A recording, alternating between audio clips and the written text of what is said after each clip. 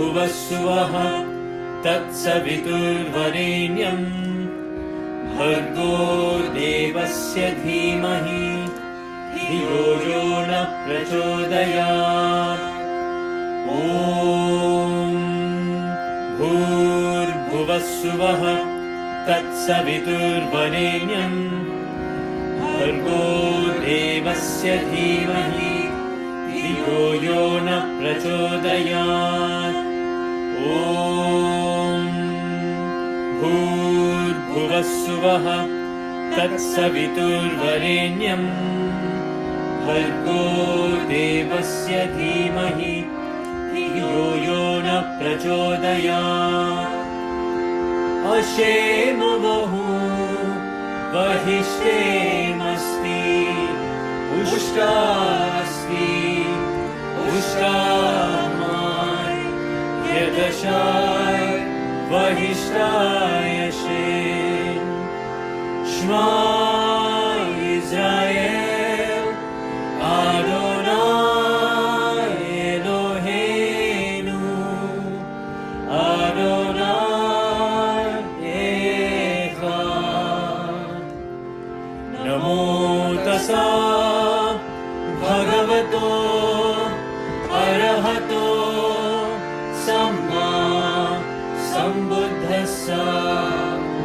Buddham sharanam gacchami Dhammam sharanam gacchami Sangham sharanam gacchami। Our Father, who art in heaven, hallowed be thy name. Thy kingdom come, thy will be done, on earth as it is in heaven. Give us this day our daily bread, and forgive us our trespasses, as we forgive those who trespass against us. And lead us not into temptation, but deliver us from evil. For thine is the kingdom, and the power, and the glory, forever and ever. Amen. Bismillah ar-Rahman ar-Rahim. Bismillah ar-Rahman ar-Rahim. Bismillah ar-Rahman ar-Rahim. La ilaha illallah, Allah, Allah. La ilaha illallah, Allah, Allah. La ilaha illallah, Allah, Allah. Om Saishwaraya vidmahe Satyadevaya dhimahi Tanna sarva prachodayat। Om Saishwaraya vidmahe Satyadevaya dhimahi Tanna sarva prachodayat। Om Saishwaraya vidmahe Satyadevaya dhimahi Tanna sarva prachodayat। Om Shanti Shanti Shanti।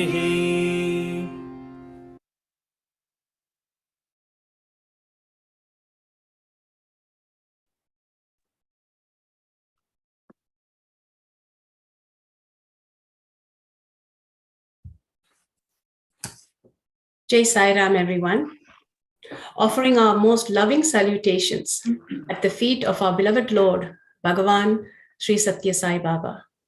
Praying to Swami to think, speak, and act through all of us today so that we can inspire and uplift all. So everybody, welcome to Region 2 SAIMA series. So this is a panel discussion starting in the past months. We have started with devotees from the 1950s, 1960s, and currently we are in the 1970s. And going forward, we will move on to 80s and 90s. Today, we have two wonderful, wonderful devotees from the early 1970s. Before I introduce them, I would like to mention that I will be your moderator. So please, if you have any questions for our panelists today, please send them towards me. My name is written as moderator. So now for our panelists, we are very, very excited to introduce to our guests today, Dr. Samuel Sandweiss and Sister Sharon Sandweiss. They have been to Swami for the first time in the early 1970s, in fact, 1972, and their journey has been a wonderful and inspiring, and we are looking forward to hearing from them. Samuel H. Sandweiss, who is an MD, is a practicing psychiatrist for over 40 years and is currently living in San Diego, California, USA. He has been a medical director of a psychiatric clinic and has taught at the University of California, San Diego School of Medicine in the position of assistant clinical professor in the Department of Psychiatry. He has been a consultant to the dialysis and kidney transplantation program at the University of California, San Diego School of Medicine, and has consulted with geriatric programs and with hospice. Dr. Sandweiss has authored 3 books about Bhagavan Sri Satya Sai Baba, and I'm sure you have heard of them. First one is Sai Baba, the Holy Man and the Psychiatrist. Second, Spirit and the Mind. And the third one, With Love, Man is God. Amongst many interactions with Swami, Brother Sam was a chief guest at Science University Convocation in 2009. Sister Sharon Sandweiss taught English in high school and together with Sam raised 4 lovely daughters. The family has learned much about raising a family from their contact with Swami. Sharon has written a number of Sai articles, has been a young adult regional advisor, and edited the Sai Children's newsletter for years, and has spoken before Swami at Ladies' Day in 2009. Those are the 2 pictures that you saw on that introductory slides. Sharon and Sam have hosted a Sai center in their home for over 47 years. They oversee Birthday Publishing Company, which publishes books and video materials about Sai Baba. So Brother Sam and Sister Sharon, we are very grateful to Swami that you could spend the time with us today for this beautiful satsang. And we are looking forward to hearing your journey of how you came to Swami and your journey with Swami for the last 50 years. In fact, sorry, I'm trying to sort my screen out. There you go. In fact, you came to Swami saw Swami for the first time in 1972. It's 2022 now, so 50 years ago. Both of you have been in the fold of Swami and just a beautiful journey. Brother Sam, in fact, you were the first person of both of you to go and see Swami. And we would love to hear from you about how both of you came to Swami, came to know of Swami, and your journey, your first journey to India to see Swami. Thank you. And thank you for the introduction. That's sweet. Dear Swami, we offer this to you. So, I had the spiritual interests as a young boy. And I remember reading texts about Zen swordsmen. At that time, I was very athletic and wanted to do things with swords. How things that were uncanny. And the way that they would teach their disciples were uncanny too. They would have them just live with the master and say, try to hit my leg with a sword. And they never, the young disciple couldn't. And I've always wondered, what was it? Was there a sense of being in another place, another way of perceiving? And I became interested in the mystics and the monks and the sages and whatnot. I began to read. And that probably, because I was in a medical family, that was the closest, being a psychiatrist was the closest to being a spiritual aspirant. And so I chose psychiatry. I remember in my psychiatric residency, I was supposed to write a paper, and I wrote how interesting it is in psychiatry that ideas about the mind and about treating people were related both to some kind of mechanistic understanding, like the subconscious and the unconscious, and this id and the ego and the superego, things like that, and also interrelationships, because it mostly was about interrelationships, how you relate to people.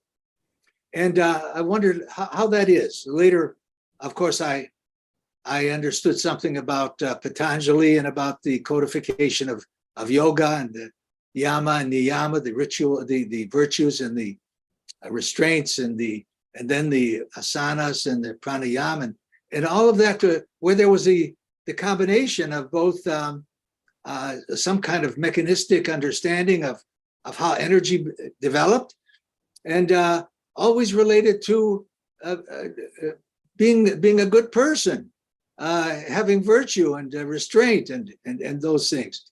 So I had always had these understandings and a fascination with the mystics and the monks.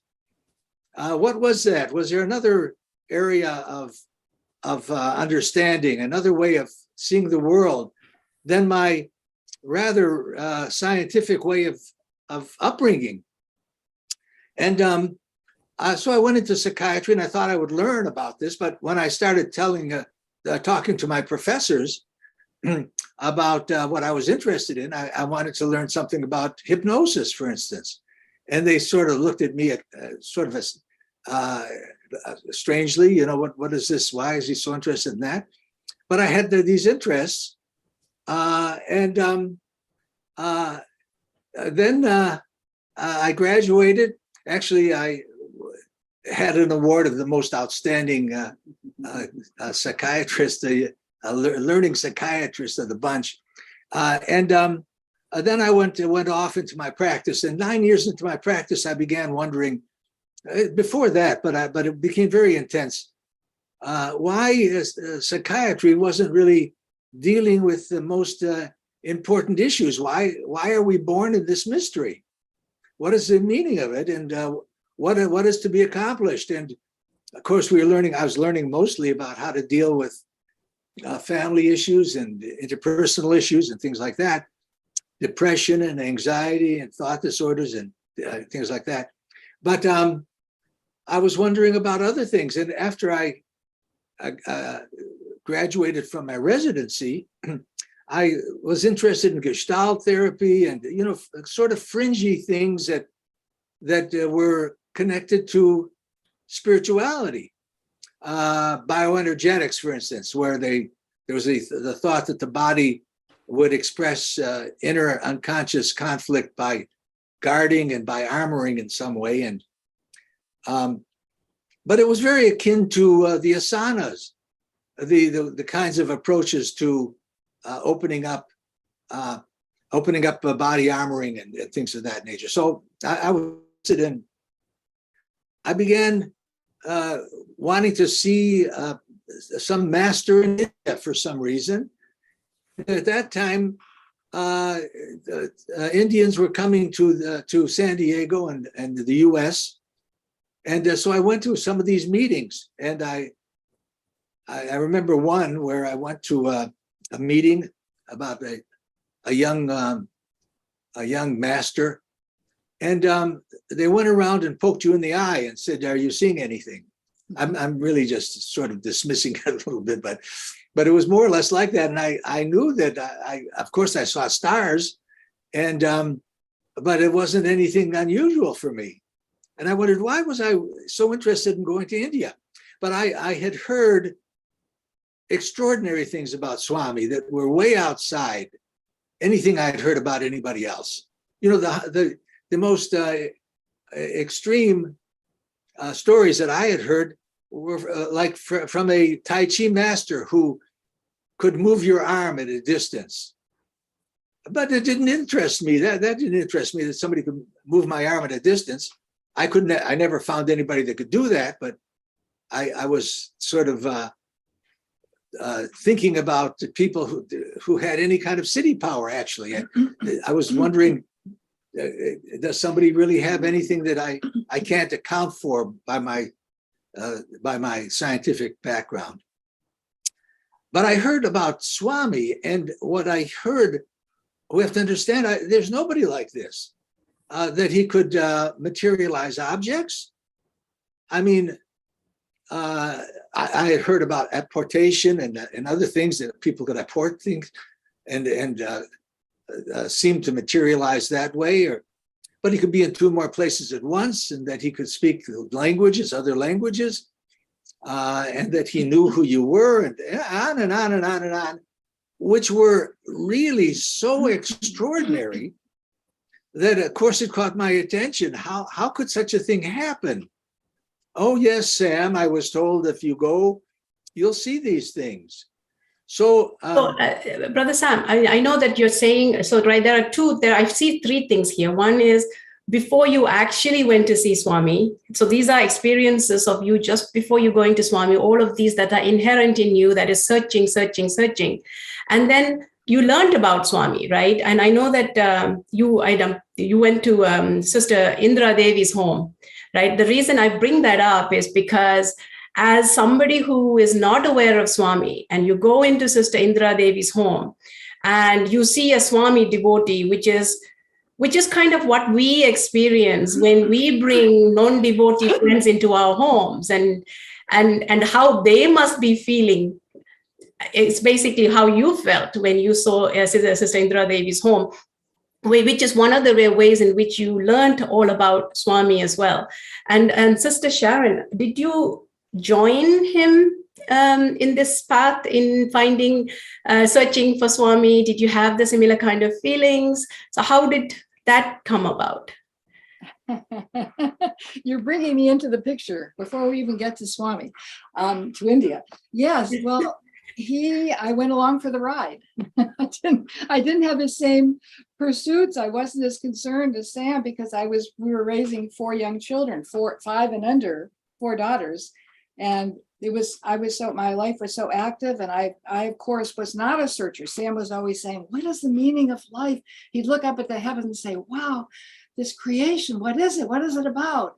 And I was thinking, oh, it's random, it's meaningless. It didn't have the same pursuit, maybe because I didn't want to find out that it was nothing.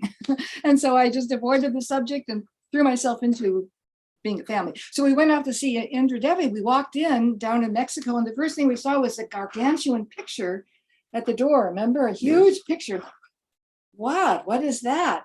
Actually, we didn't go to learn about Sai Baba. Sam wanted to know about yoga and meditation. That was his interest. So we went in, and all Indra Devi very graciously invited us, and then talked incessantly about this man, Sai Baba, and all the miracles and extraordinariness about him. And so she started showing us a film, and the screen, the film broke, which meant that we had to return the next week, remember? Because Sam was so eagerly wanting to know. So we went back again. And then after she showed us, and I had a moment when I said, when is his birthday? When is his birthday? Because I had that feeling, oh, it's my birthday. I just had the feeling that I shared the birthday, and it was true. It was November 23rd. So that was my little connection with Sai Baba, because then immediately Sam said, I've got to go. I've got to go see this being. And this may be the answer to the questioning of my whole life. So that's the prelude to Sam going off to India. And he can tell a story from there on, where I'm left at home with the 4 kids wondering, what is happening to my husband? Well, seeing this picture, I wasn't opposed to seeing the picture. There was this picture of Swami with this big afro hairstyle. And then Indra Devi started talking about him, and I was very interested, actually, that she showed me a picture in which while she was in Tecate, which is near San Diego, 12,000 miles from Swami, it began materializing vibhuti under the glass. And that surprised me.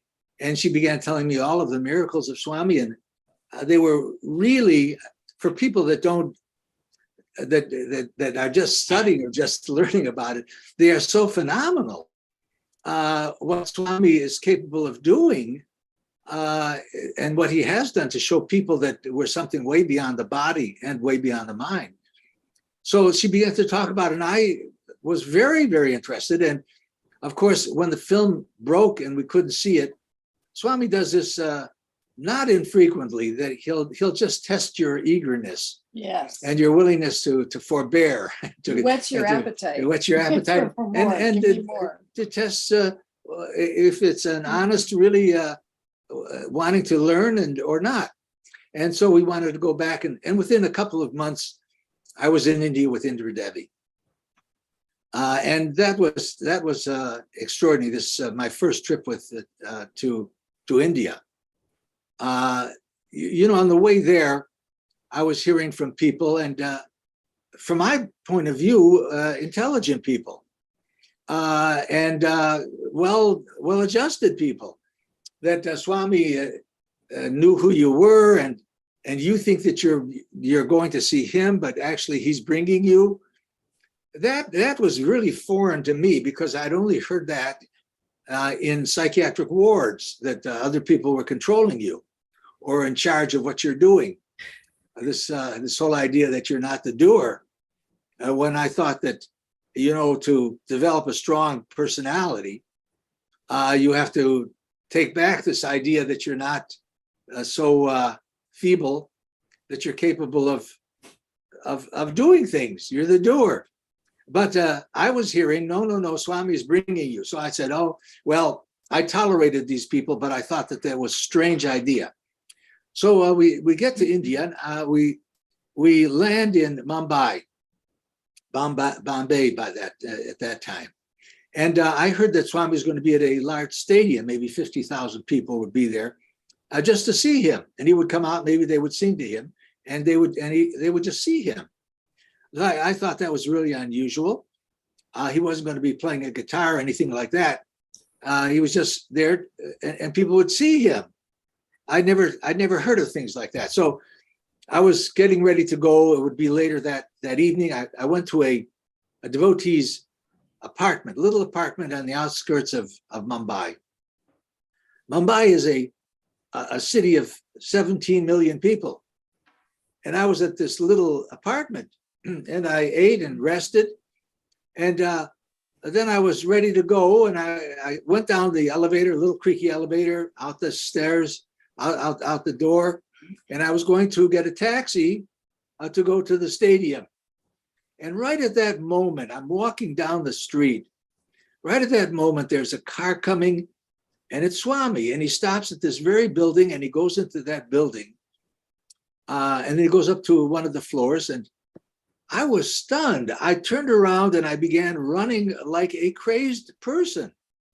Why? I wasn't a devotee, but I understood that if Swami could do that, that he could actually have brought me. I thought I was bringing myself, but that he's the one that showed himself first and came to the very same place that I was, that he presented himself to me like that. That was really incredible. You see, for me, it meant that he was in control of time and place. Now, a person that's in control of time means that they're pre-time, that they're beyond birth and death. They're beyond time, if they can control time.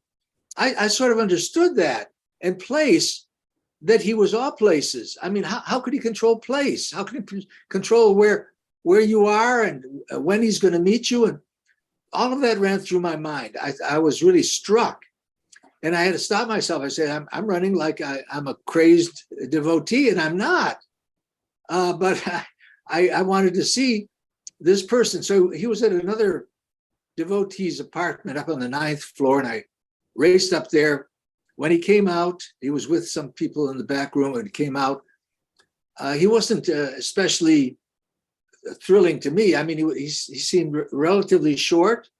He didn't look at me very much. I wasn't excited about seeing him. I just saw him. He left, and then I ran to the to the stadium. I took a taxi to the stadium. I was too late to get in the stadium. The stadium was full. So I was about 15 rows behind one of the gates, and I could see Swami way, way, like a half a football field away from me. And then Swami just turned and he began to walk, and he came up to the very gate that I was at, and he just stood there in some kind of a reverie. And I began to feel something, some kind of connection. What was this? That all of a sudden, from so far away, he slowly walked, and there he was just in front of me. I was 15 rows back, but he just stood there, and he just sort of moved back and forth, beautiful, back and forth. So that was that. I was touched, but I wasn't a devotee. Then we went to Bangalore. I took a plane to Bangalore, and he was having the first meeting of spirituality and culture, the first summer school in spirituality and culture. And I would sit there, and he would speak every night. And I began seeing, I saw one person who had sat in front of me. I was very close to the stage, by the way. They by that time, they were treating me nicely. I couldn't understand why, but I was being treated nicely. And I had a nice place close to the stage.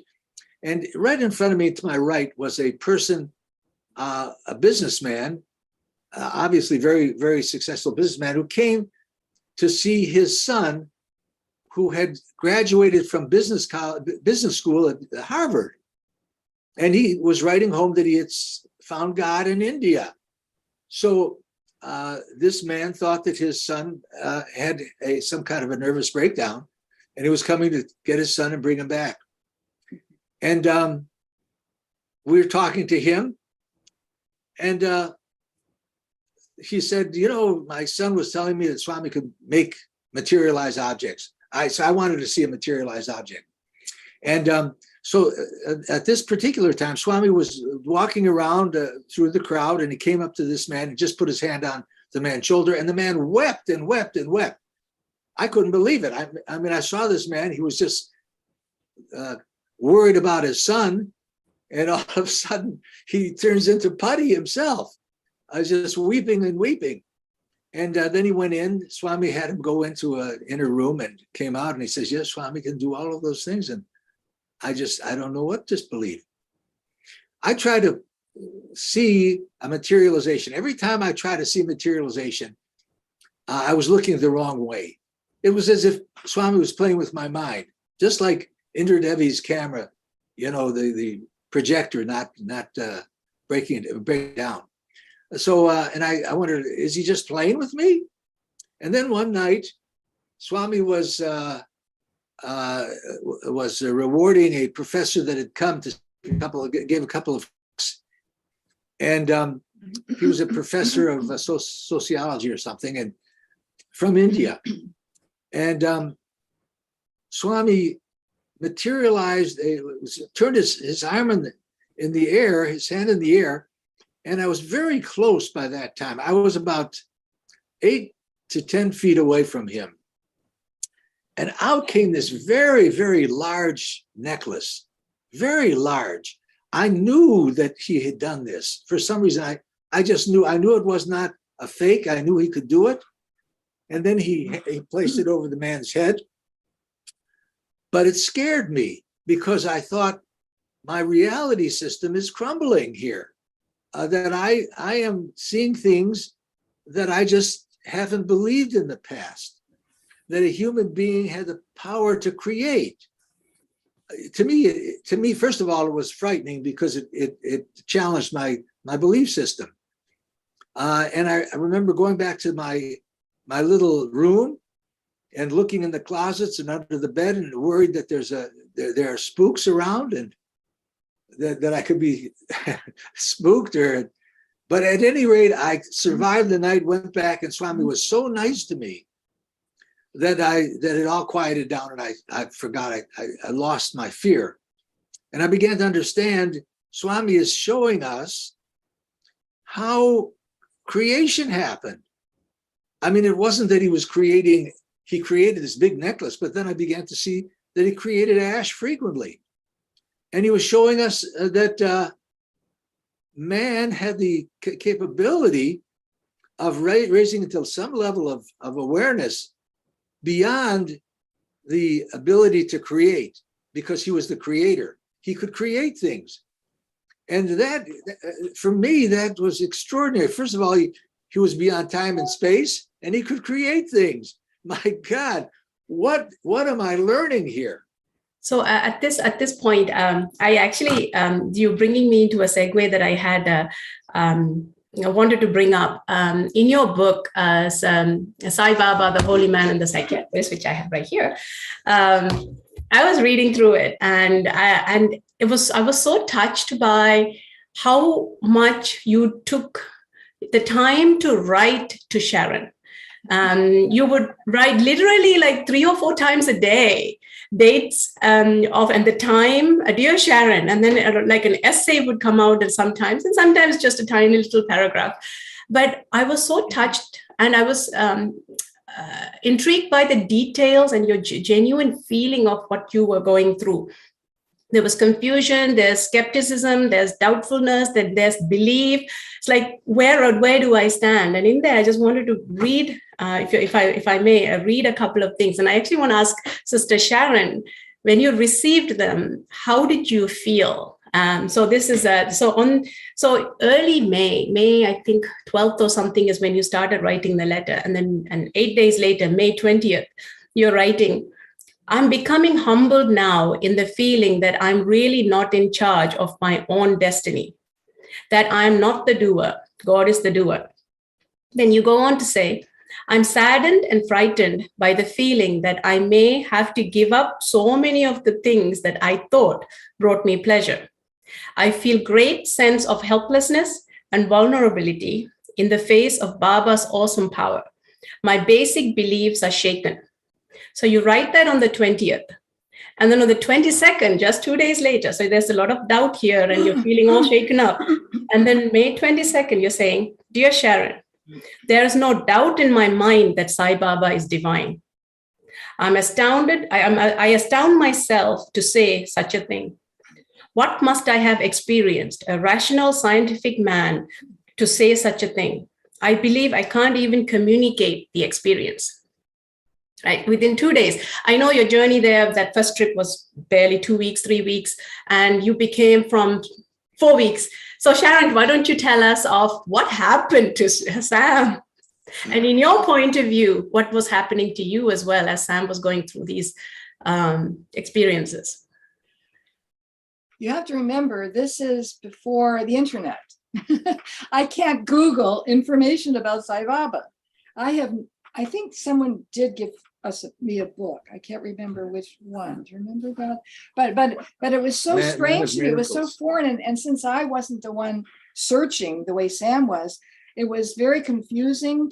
I was so afraid what was going to happen. Was my husband become one of those holy beatific people who come back chanting and wearing a robe and being so ridiculous and pretentious? I didn't know what would happen. Was he going to stop supporting us? And then the letters, you have to remember, it's mail, snail mail, which takes time. So I didn't receive it. I don't know. It was 4 weeks, I think.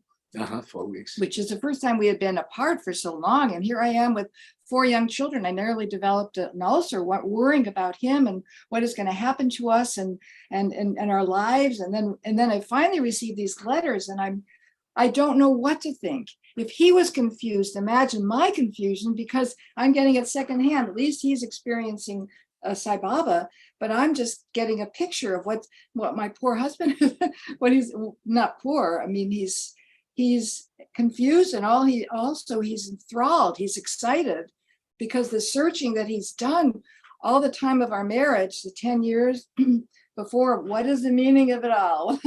And then finally he's coming to some meaning. So I know it's very important. And then I don't know if you want me to take it to the time when he comes back. to Yes, describe please. Yes, please go ahead. And then if there's anything else that Sam would like to Okay. add as well. Because that's he okay. came back transformed. Really, he was restless before. He describes his searching, going to different meetings and trying to figure out what is this meaning, this universe that we live in, and this life that was brief life. And then he had a motorcycle, he had a Porsche that got him into trouble a few times. And he came back and all that disappeared. He was kinder, he was sweeter, he was more at peace. He was more at peace. He had been meditating before, but he really was meditating. He became a vegetarian. That was a shock. We grew up in the Midwest in Detroit, where every meal, no meal is complete without meat. That was it. And then this idea of giving up my cooking, and I was offended and upset. And then within a month, I realized, oh my God, I'm eating an animal.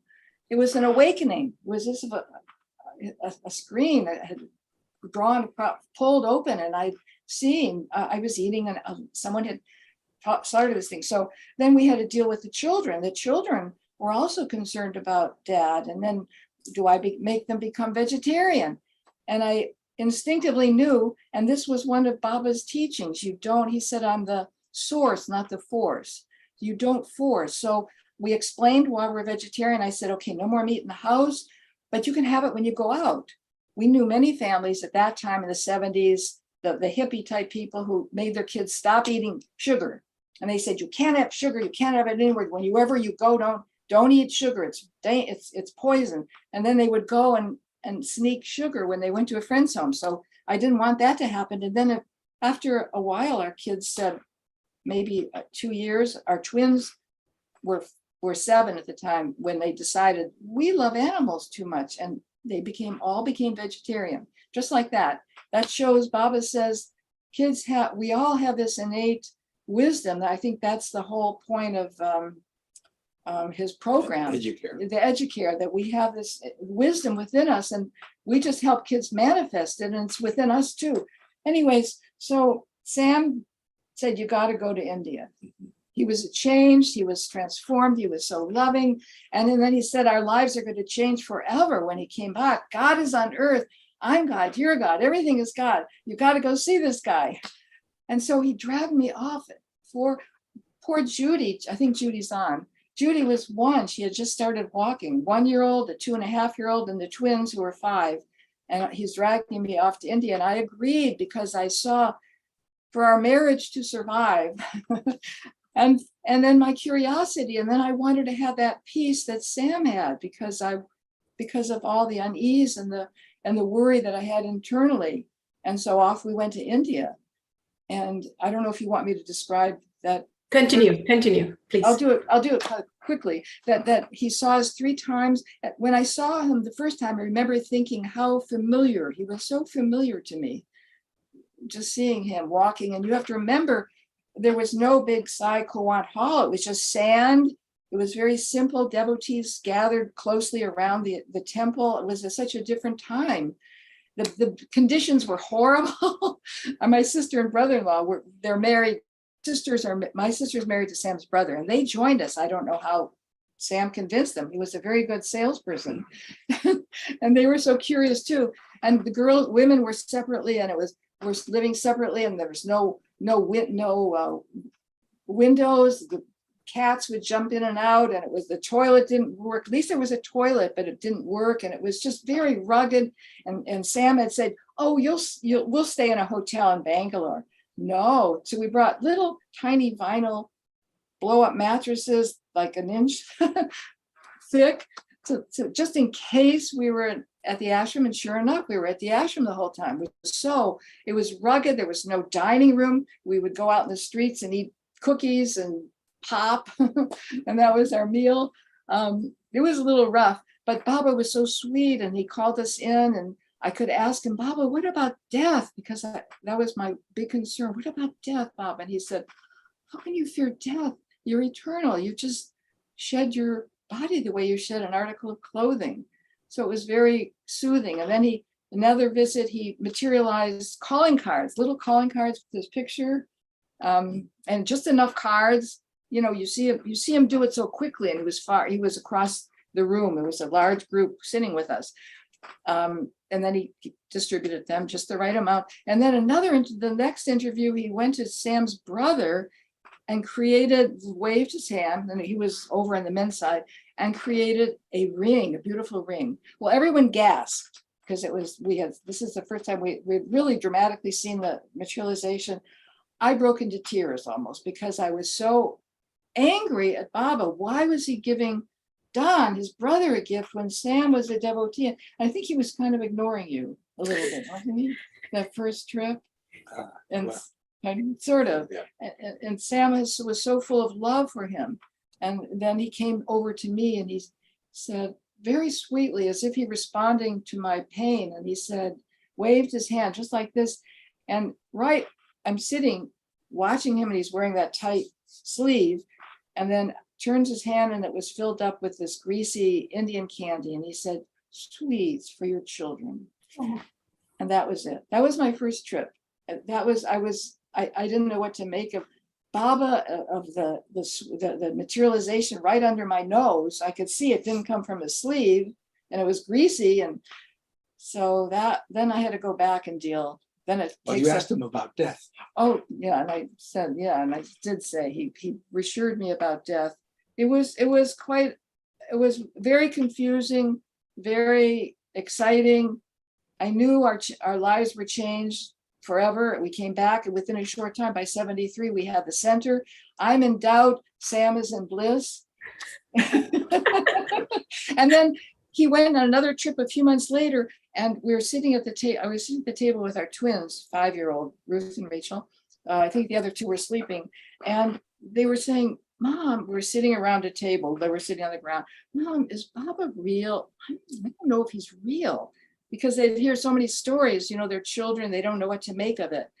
And I said, well, yes, he's real. I saw him. And then crash.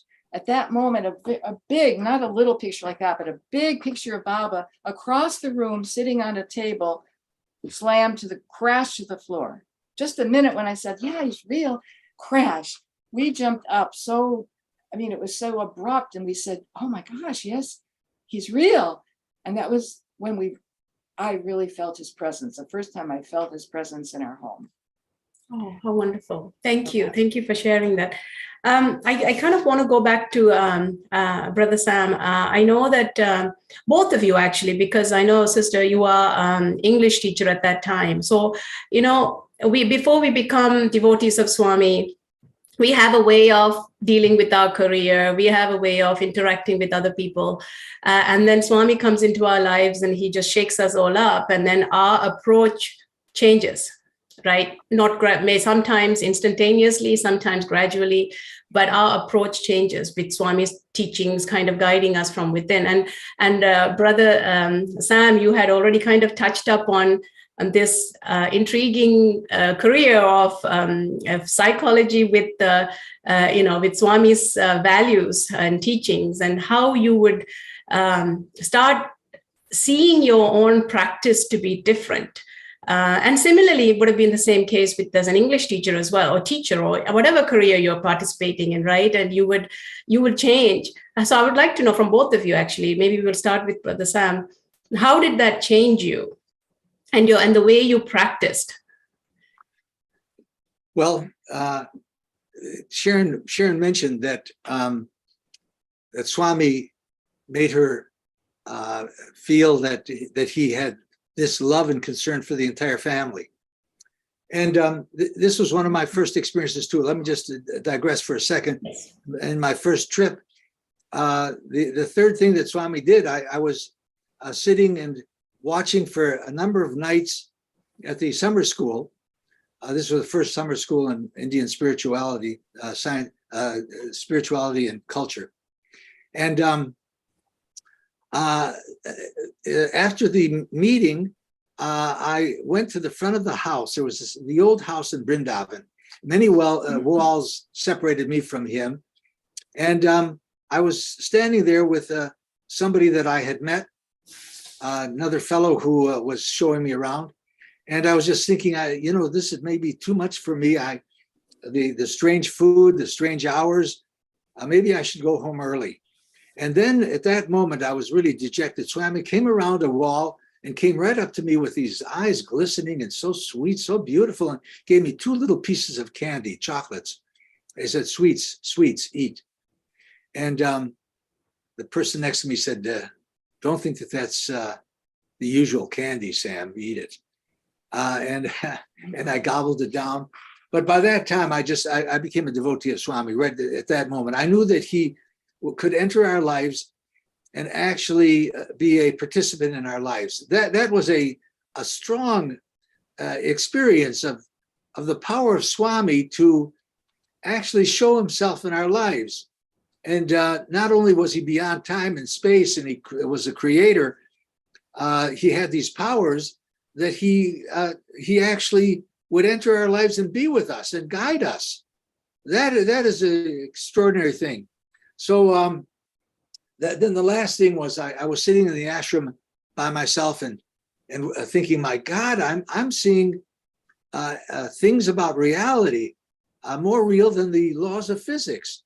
And I felt something move in front of me. I opened my eyes, and there was Swami just in this blissful state, just rocking back and forth in bliss. I said, oh my goodness, he can read my mind. He knew what my thoughts were. But this idea of more real than the laws of physics, that has had meaning. And in the future, I could talk a little bit about that. I had meaning. So getting back, how did he enter my practice? After I wrote the first book, Sai Baba, the Holy Man and the Psychiatrist, that was printed in 1975. And Swami said that he liked it and that he would come in my practice. And I wondered what that would be like. But my practice changed quite a bit, because whereas I used to be interested in other teachers and professors, and I would read books by Maslow and by Freud and other writers, I changed. I thought that Swami's teaching was the most profound, and I gave up thinking that there was any other teacher for me. So I took up not so much what Swami was saying in discourses, but the simple practice of so hum. And I would say so hum. But I would associate that with breathing. And I did that for years. I remember coming home from work one day and saying, what a funny psychiatrist, because while other people were reading manuscripts and teachings of other teachers in psychiatry, I was just doing so hum, breathing in and out, in and out. And pretty soon I could feel the movement of my breath with something unusual inside me. So that began to give me excitement. But I said, how funny that I should take this and the value system that Swami was teaching and just trying to be honest with people, listening to what they're saying and actually being with them instead of being with some kind of thought or some kind of technique, that I was using this as my primary teacher in psychiatry. So that's how my practice, and people would respond to it. You know, if you're honest with them and you're listening and you actually hear what they're saying and you're responding with actual some knowledge, hopefully, and some sense of empathy, people experience it. And so I don't know how my practice would grow. You know, after I just came back the first time, we had a meeting in our backyard, about 300 people. And I prepared for this by telling everybody at the university, you know, we're having a meeting about my experiences in India. Come. And by that, you know, at that time, people had respected me. They still respected me, but they understood that I was a little kooky because I believed that there was a great teacher in India who could teach us something beyond what intellectual understanding. But I invited so many people, and 300 showed up. And Indra Devi was going to be there and speak, and there were other people, and I was going to speak. And I was telling everybody about how great this was, and they were going to learn something about India. So I had so many of my friends, and I'll tell you, I lost almost all of them. For some reason, it's difficult to understand this. I don't know if you understand, you've had that experience or not, but it's just difficult to explain who Swami is. If you have him in your heart in some way, it's almost impossible to say that there's somebody who is beyond time and space. Well, right there, they think you're strange and in another dimension with, some kook someplace. So I found that, and yet I cannot stop talking about Swami, and I cannot stop saying that he represents something so great. I'll tell you one last thing. This thing about we're learning something here way beyond the laws of physics. This happened in 1983. After it happened before that, but in 1975, Swami would come into my practice. He said, soon after that, I was referred a patient in the emergency room at Mercy Hospital in San Diego, where I practiced. And I was on call, and so I took this patient, and very strange sort of syndrome where she would have pain and seizures. But they found that when they had hooked her up to an EEG machine, she didn't have any sign of seizures, and her paralysis was midline, which is, it doesn't follow the anatomic distribution of nerves. So she would be absolutely midline, sort of almost paralyzed, and with the loss of feeling on one side of her body, and the other side would function. And she would have these seizures, and it's tremendous, tremendous pain. The best I could do would have her be admitted to a psychiatric center and in a locked ward, and sort of put her almost to a sleep with large amounts of medication until the intense pain would subside. And so this went on for years. And she had a brain biopsy at UCSD, and they said, well, it showed some nondescript vasculitis, but not enough to cause this syndrome that she has. And she got better. She left for a couple of years, and then she started to call me, and she said, this was in 1983, she began to call me, and she said, Swami, because she knew the picture on my walls, I had a couple of pictures of Swami. She said Sai Baba was coming to her and speaking a strange language. I says, can you remember it? She says, I think I can. Can you translate it? She says, I think I can. I thought she was just manipulating me. But I said, well, then if this happens, then leave the message on my answering machine. Don't wake me up. Don't call my home or anything, but leave it on my answering machine. And so the next day I heard this chanting of Sanskrit and other languages, which I didn't know at the time. I just understood some of the Sanskrit, but not enough to understand how to translate the message. And then I called her into the office for the first video. I had a video person in with a video camera. I thought that something important was going to happen.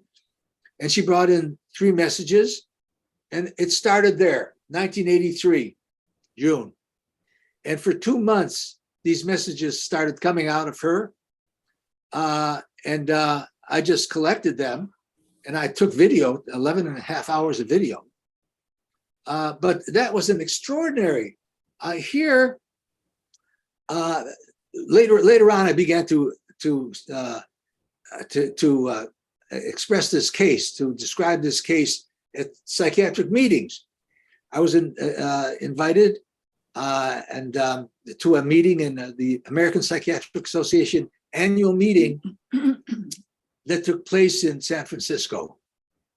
And at that time, Narendra Reddy, who's now the chairperson of the SSSIO International Organization, And Venkataraman, a good friend from India, who was the head of Radio Sai, just happened to be in San Francisco. And so we all participated in this meeting. There were about 300 psychiatrists. And to tell them that, to tell a psychiatrist that we met a person who could create matter and was beyond time and space was simply unbelievable.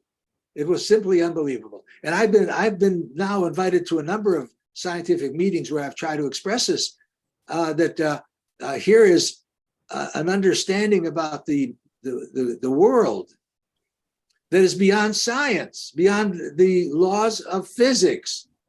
And by that time, I had learned something about quantum mechanics and about singularity and about other high-level scientific findings in the field of physics.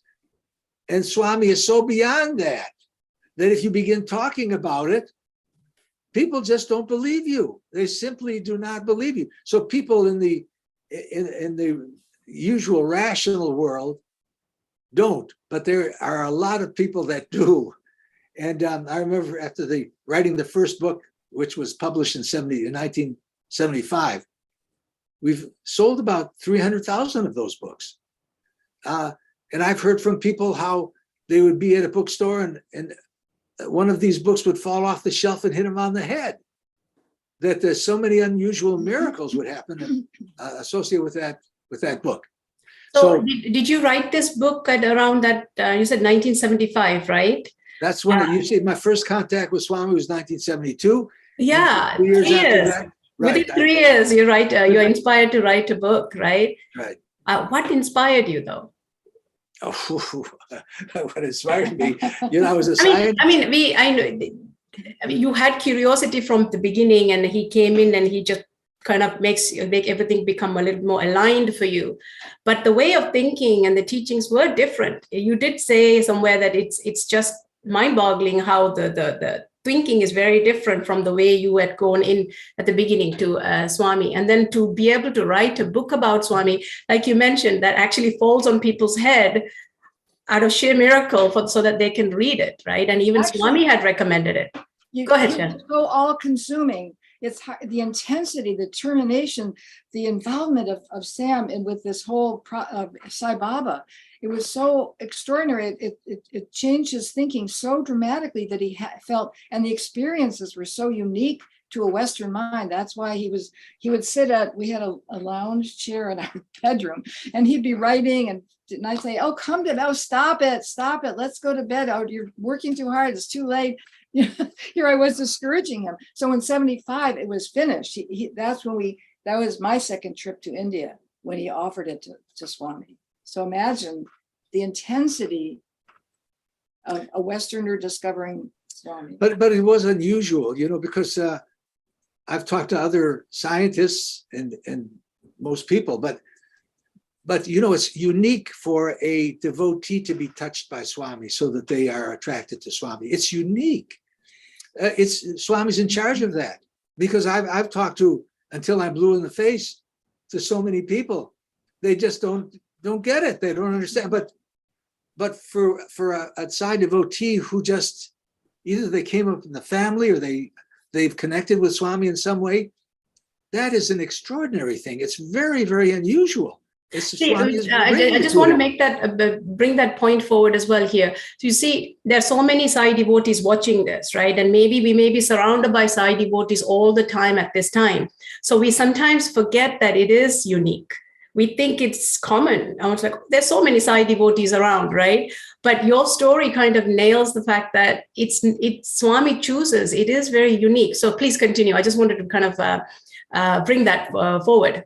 No, thank you, because that's very important to know. Especially living in the U.S. or in the West, because in India it's not as unique. The other thing is, you see, I spent a lot of time with this patient. First of all, 6 years before the major miracles began to happen, but I knew her rather inside and out. I sometimes would meet with her twice a week, and she would be hospitalized, not infrequently. with this intense pain. So I knew that she didn't know anything about India and nothing about Sanskrit for sure. And all of the Sanskrit and Pali and Tibetan Buddhist speakings and all these messages started coming through her. It's so unusual. And one of the messages, which I didn't understand until probably in the 2000, probably after 2010, when I began to seriously decipher these messages with a Sanskrit scholar. In the second message, it describes me as having a Buddhist background.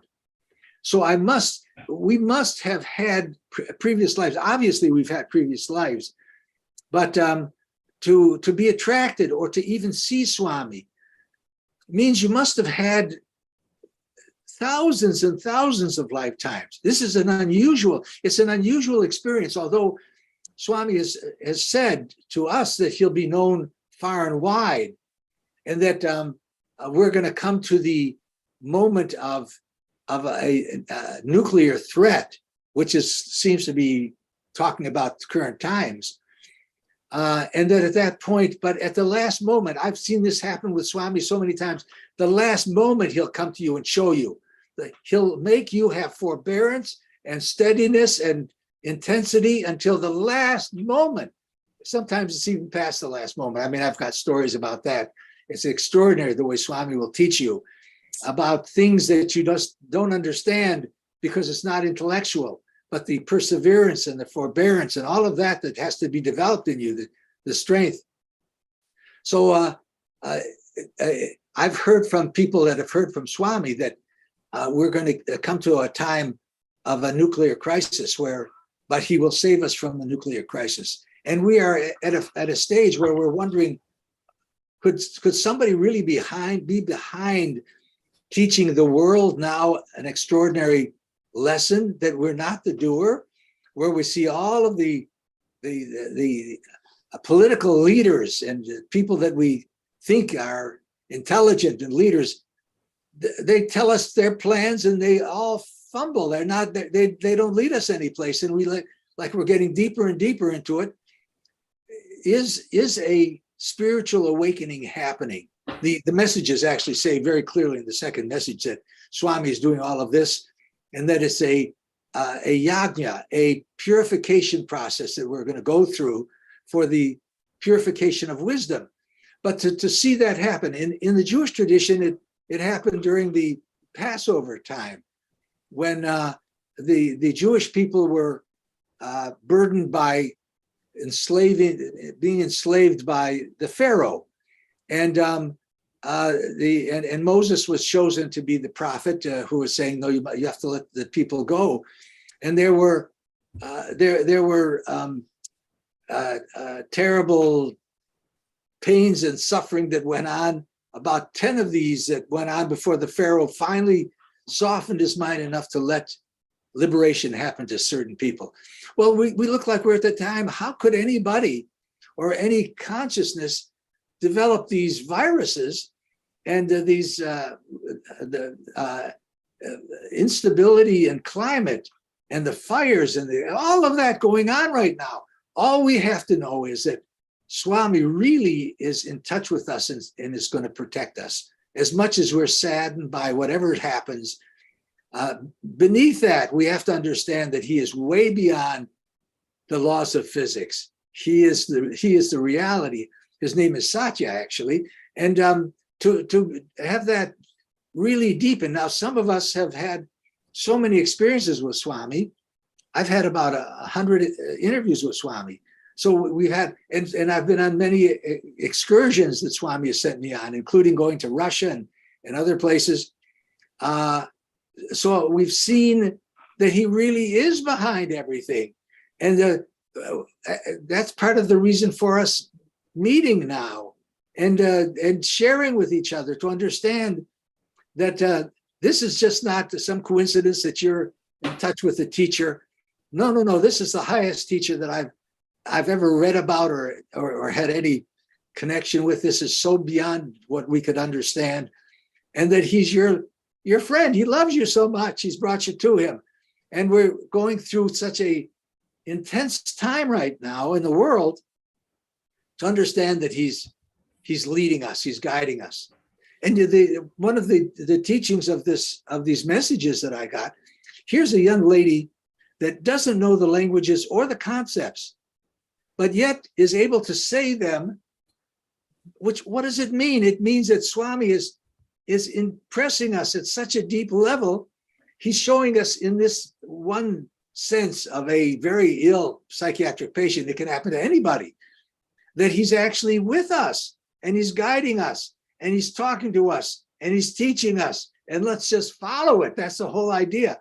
Develop the perseverance. What we need to do is to be able to see Swami in everything and everyone, how he kind of instills that value in us. It's not an easy thing to do, but I think that is something that we as everybody should be working on, because I think that is one of his main goals. I wanted to read a comment. Just to enter into for 1 second. Yes, sure. To see him in everyone. This is a very profound teaching. There's a quote of Swami: "See him in everyone, be aware of him every moment of existence, being immersed in the bliss of that awareness, be merged in the relationship of profound love and devotion to him, offer everything to him." So this is very profound, because if you see him in everyone, you have to see beyond your feelings of anger or upsetness or anything. If you're upset by anyone, he tells us that it's really a problem of our own perception, because Sharon once asked him about terrorists, and he says, terrorists, the world is perfect. It's the mind of man that's sick.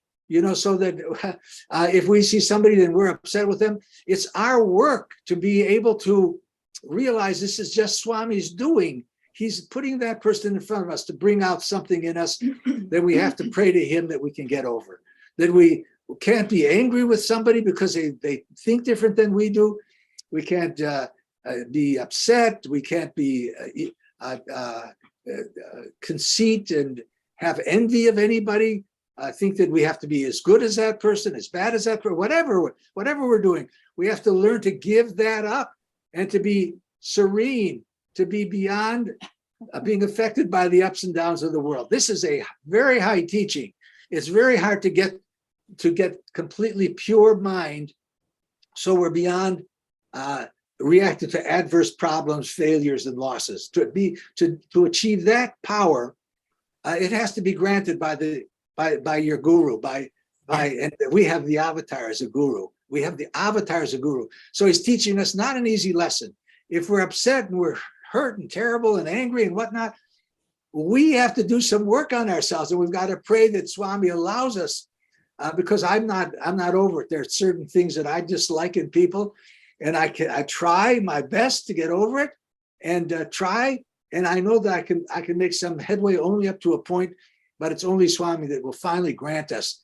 And it's the time when he's going to do that for all of us, no matter how meek and terrible we feel. He's going to bring us to him. I mean, he said that.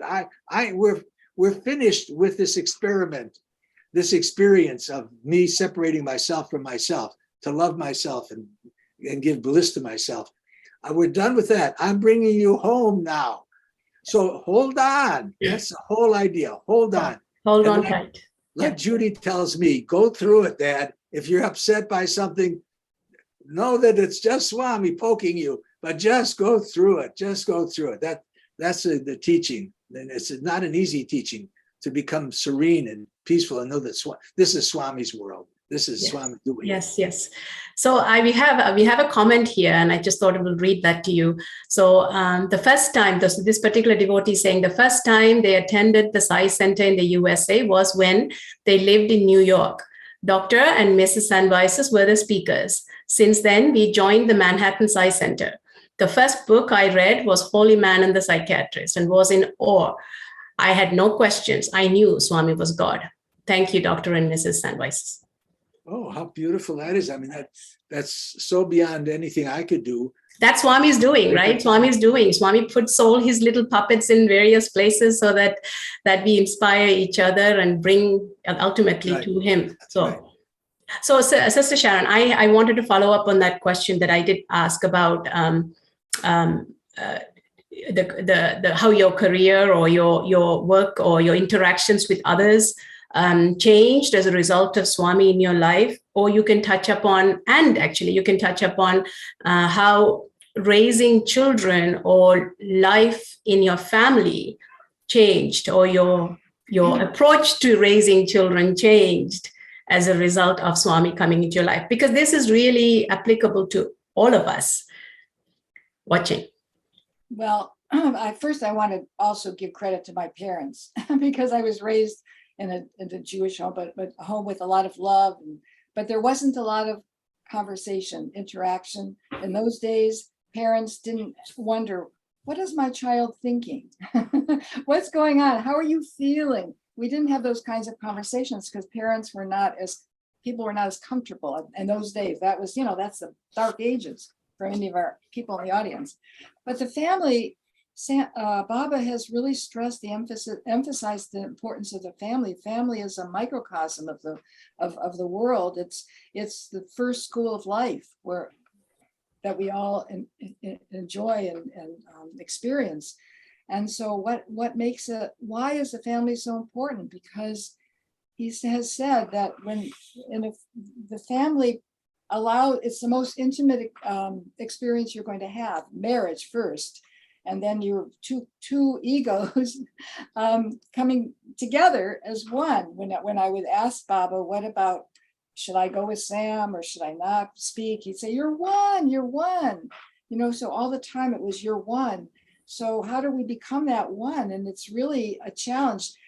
The way we deal with the world starts first with our family situation. Many of us, unfortunately, don't have a positive experience, but I was blessed. And when we found Baba, we realized the importance of being unified in thought, word, and deed. And we saw how children are so receptive. They instinctively want to be good. They want to be loving. They are loving and they respond. If you offer love, they give love back.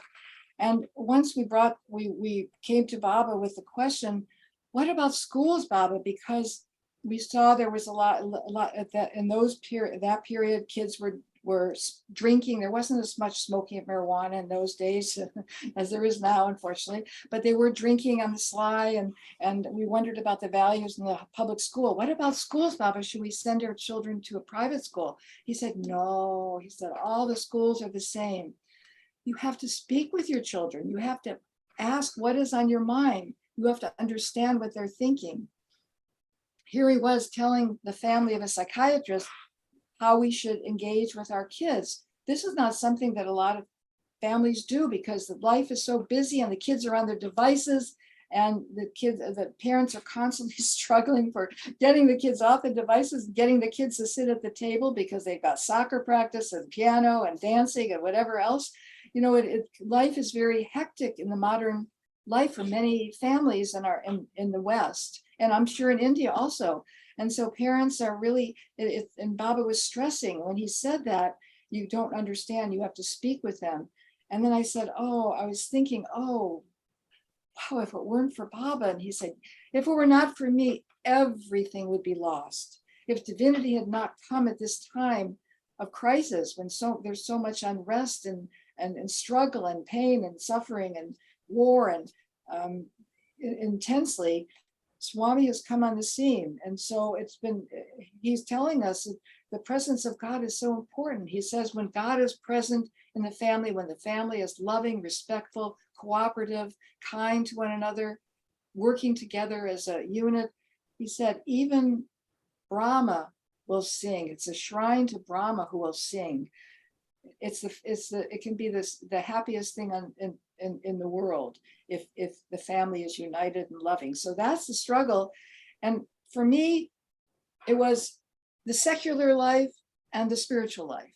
And it took me years to understand how connected, how they're all one. Everything is spiritual, whether it's in our work. Are we united in thought, word, and deed? Are we hypocritical? Are we being kind and loving? If I'm a teacher, am I listening to my students? Am I showing actual, honest, sincere concern?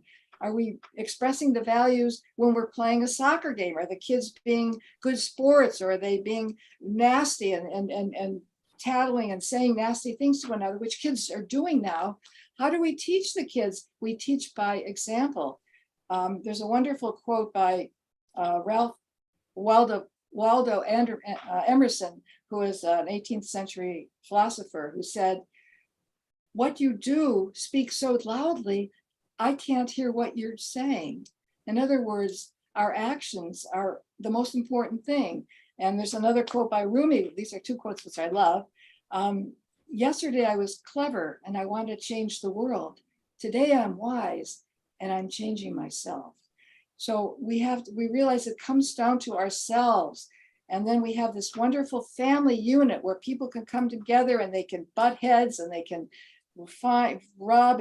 And Baba says, to become defined, we have to become refined. We have to smooth out our rough edges, our anger. We have to learn how to deal with anger. When the family that's where kids, we explode. How many times do we explode at our spouse not wanting to? But once Baba said to me, apropos of nothing, fighting with husband. What, me?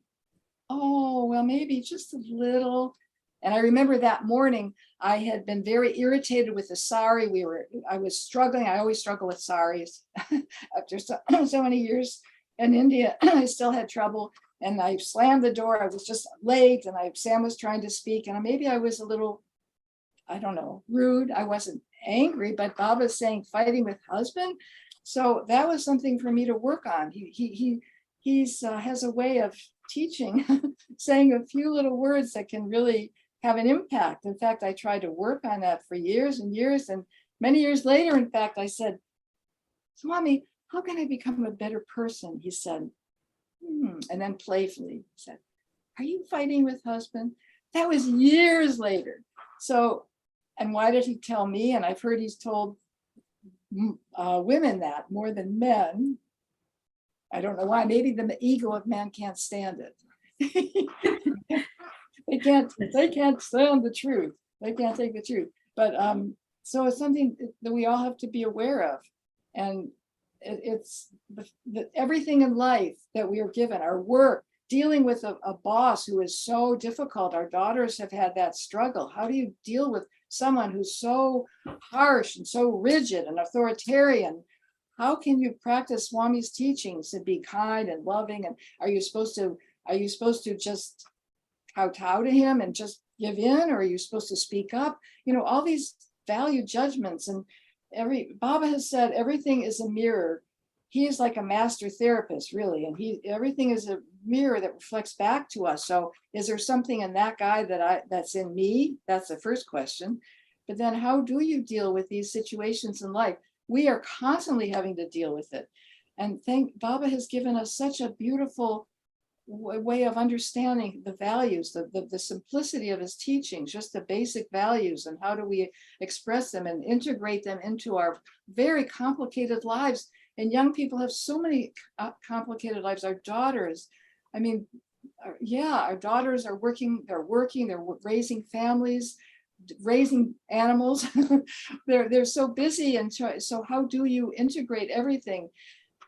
And then recognize it's all one. And then, as Sam said, trying to not be judgmental of other people. Oh my God, that's such a struggle. I have a terrible time with it. To be detached, because in family life, he says it's good to be a little detached. You're still loving and kind, but you're not responding, not on the roller coaster of emotion.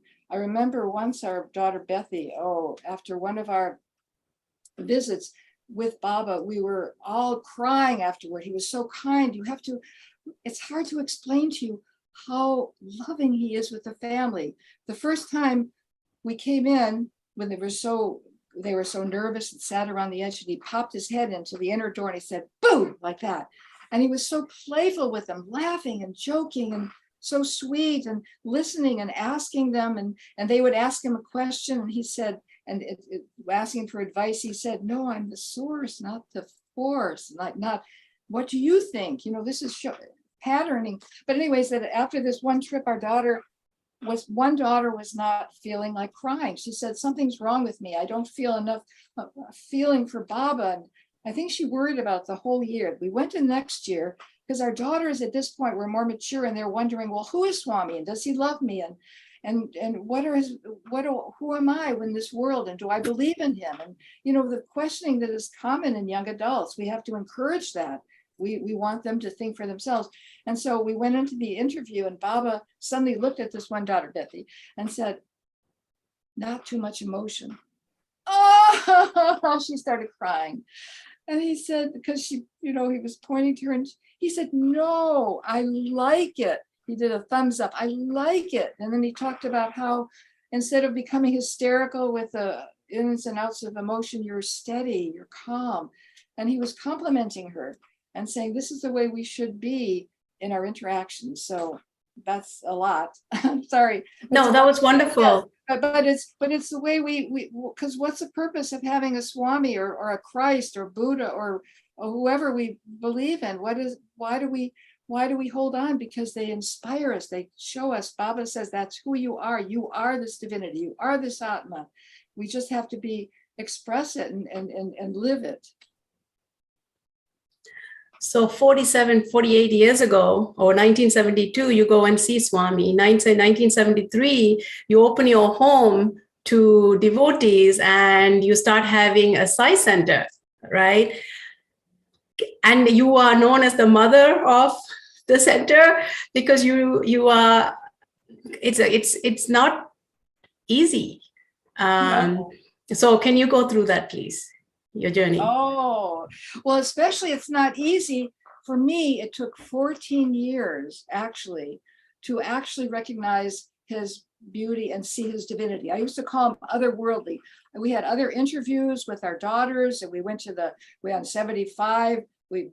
Sam brought the book, and I was angry. I was upset because he's ignoring me. I mean, I went through a lot of emotions, and yet we have the center, and we have all these people coming, but my instinct was to be kind and loving, and they were sincere people. And so we had the center going even while I'm in the back room with the kids doing the homework, because we have young children, you know, they were 5, 6, 7, they were growing up, and I didn't want to just leave them back there alone. And so I was in and out of the center, but then over the year, and then I said 14 years later, he gave me the experience. And that's what I would say, anyone who's listening, who is having doubts and questions, hold on to him, because the promise that he can give you, he will reveal himself to you. He will come to you when you just, as Sam said, when you, in an unexpected way, he'll just pop into your life. But so the center grew. I remember, and I had to deal with parents who were very anti-Baba because in Judaism, you don't see divinity as a form.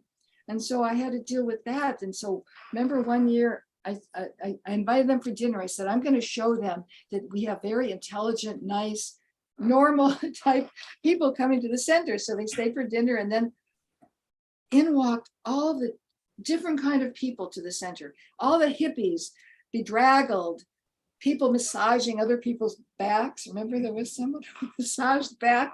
Well, we said, no, you don't do that. But they were, and my mother would be sitting there plucking. Yes, yes, yes. This is what I thought. This is what I thought. And it was just Swami just playing a game with me, because why couldn't he show my parents these wonderful people? And yet he had this group of people come, that new people who weren't ordinary members of the center. Anyways, so all these years, every single Thursday we've met. One Thursday we missed when Jack Hislop passed away, and we went to another larger place to celebrate his life. I think that was it, right. Isn't it?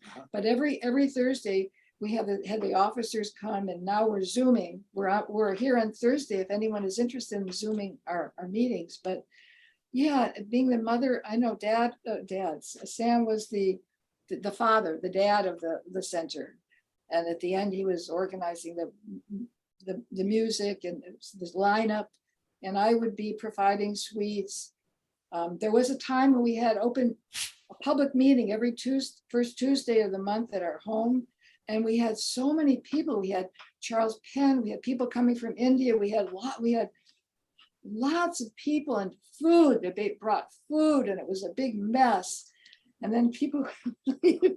And then but it was nice because there were so many people interested in Swami. And then Jack Hislop finally said, no food. We shouldn't have food at our regular meetings. And that was such a relief. But then I started providing sweets or goodies because it's always nice. Anyways, it's been a blessing, and we are so lucky as devotees to be able to come to a center and or whether it's Zoom, to share our love for Swami or to encourage one another if we're doubting, because that's what we have to do: uplift one another and encourage one another, because we're the Sai family, the Sai community. Yes, thank you so much for sharing from the bottom of your heart. It's just so beautiful to hear how Swami teaches us in not so nicest ways sometimes, but the lessons are very, very, very powerful. Would you, Sister Sharon, would you like to be our speaker today? Does that resonate? Does that resonate with you? Would you like to be our speaker today? Do you remember the time when Swami you were talking to a friend of yours, and Swami came to your friend and said that ask her for an interview? Do you remember? Let me. I think you said he was gently teaching you not to speak too much. Oh, yes. Oh, he was just, Baba has said when he, in 1995, he gave us Ladies' Day. Our daughters would go and they'd say, why is he giving so much attention to the boys? Why doesn't he give more attention to the girls? Does he prefer the boys? There's that feeling. Women have that feeling. And it's probably because it's more appropriate. Anyways, in 95, he gave us Ladies' Day, which was so thrilling, and he extolled the virtues of women and was telling the men, yes, women are so devoted and loving and devotional and all the virtues. But he said, one thing about women, they chatter like crows and clatter like drums. In other words, we talk too much. So we were referring to the time when I asked Swami, he was telling Sam asked permission, should he go speak somewhere? And then I said, well, should I go too? And he said, oh, yes. He said, Mrs. Sandweiss is a good talker. I mean, speaker. Like that. Yes. Talker. Yes. And yes. I think he was just commenting that women talk, we would talk a lot sometimes. Darshan. But then he also talked about how men have only 3 virtues and one of them is anger. Oh, of 3 qualities, and one is anger, when he listed all the virtues that women have. So sounds like Swami's humorous side comes out quite a bit. Would you be able to share any more humorous interactions with Swami, or any other lessons or messages that he had given you that stands out that you practice still? Well, you're talking. Well, I'll take up on this one. I'll tell you something about Swami's humor. One day, it was about 1988 or something like that at Brindavan. Somebody gave me a Russian translation of the book Sai Baba, the Holy Man and the Psychiatrist. So I went. I was asked. I was invited in to speak with Swami, and I said, Swami, can I go to Russia to find a publisher for this book because it's in Russian? And Swami said, you can go to Chicago. So I said, what's with Chicago? I mean, I was thinking, what's with Chicago? Why would he say that? I said, but no, thinking that I knew more than Swami, or evidently, no, if I was in Russia, I could find a publisher. And so he says, well, then go. If you want to go, go. And I said, well, when should I go? And he said, why wait? So I threw it right back on me, and I thought that was strange. Actually, the person that had translated the book was from the University of Chicago. I didn't know that at the time when Swami said, go to Chicago. So he was just showing me that he knew everything. I mean, I only learned that later. But so by some hook and crook, I ended up in in Russia. And it was purely by miracles. I thought there were some unusual coincidences. And so I didn't know that we were invited the first day to a large meeting at a psychological college or university. And I thought I was just going to go there to observe, but they said, well, no, you're here. Can you speak? So Swami just put that in my lap. Can I speak right, out of the blue and anything that I wanted to talk about Swami? So I says, okay, although I was worried, but I was able to do that pretty easily. I knew that the Russians were interested in paranormal phenomena, and I like to talk about paranormal phenomena. So I did. And then the question came up, would people want to come and visit with Swami? And so a lot of the scholars and educated people from these psychologists said, yes, we would like to. And so there was a long list. And the next day I went to the most prominent psychoanalytic institute in Moscow. And again, I was asked to be the speaker. And so I spoke. And I said something really unusual. I said, it's really unusual to meet somebody that knew everything. Now, as I was saying that, I was saying, I'm speaking to a room of psychiatrists, and I'm saying that I met somebody who knows everything.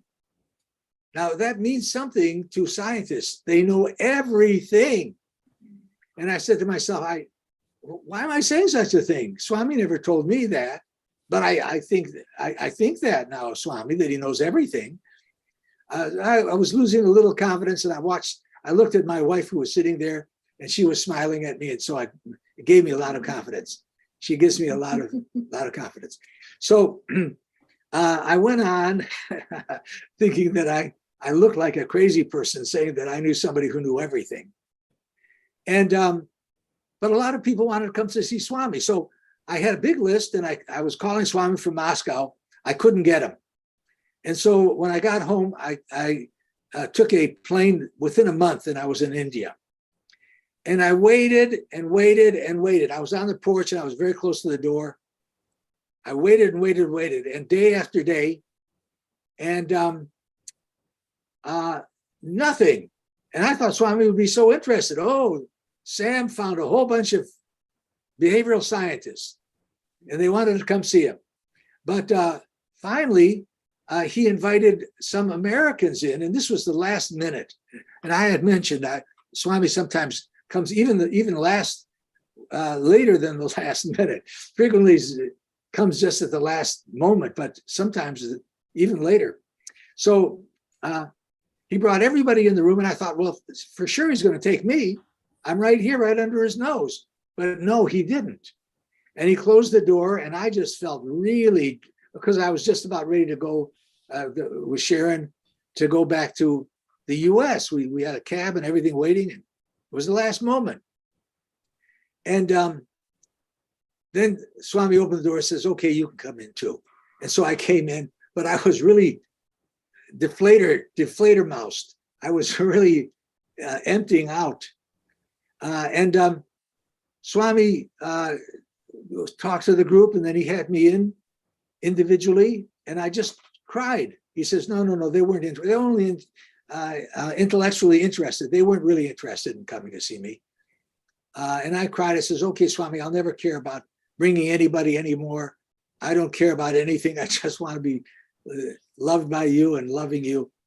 So that was that. Then the next time I came, which was within a year, probably just a few months, I was in a car with Swami.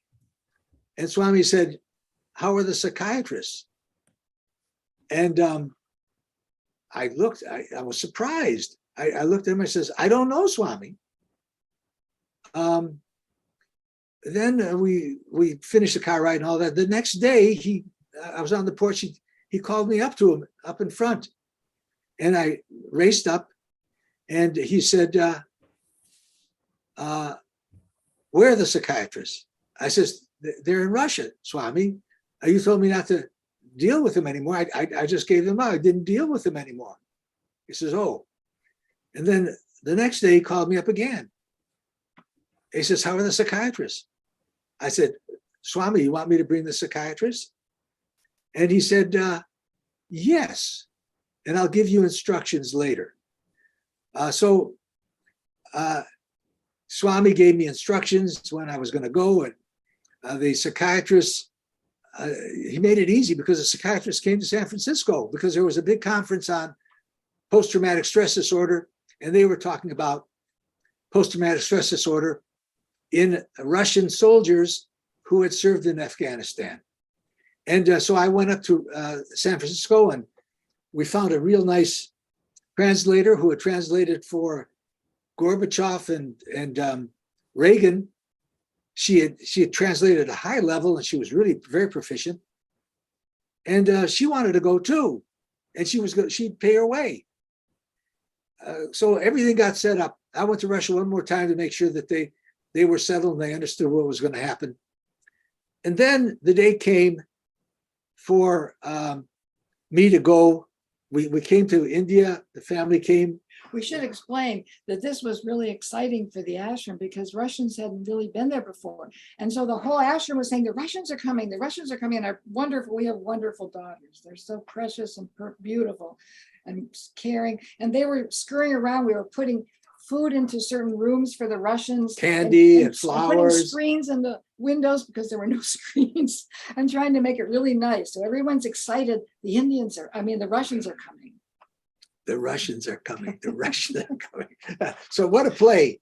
What a play. Yeah. I mean, Swami first didn't have me in. And then the next time I came, he says, where are the Russians? And that shook me. Most people would laugh. But I was right in the middle of this game. And so it wasn't too funny for me, except I got all excited because he said, go get him. And so I went to Russia one more time, got it all set up.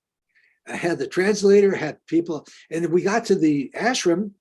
We had hired a sort of a bus to take us, and we were singing on the bus and having a great time. We got to the ashram, and people were going to help us, and there was people that were going to take video of it, and it was a big deal. And so we got some rooms and we ate together and we were discussing what was going to happen. And then the day came. So the day was the morning I was supposed to leave. I'm on the porch and Swami calls both Goldstein and me up there, and we both go for his leg to put our head on his feet, and our heads bump and we sort of see stars. Kind of funny. Then Swami says, to me, you don't have to go to Delhi. You can meet them in Bangalore. And I had made arrangements to meet this whole group in Delhi. They were going to be coming to Delhi. So that shook me. What do you mean? And he said, do what you want to do, but you don't have to go there.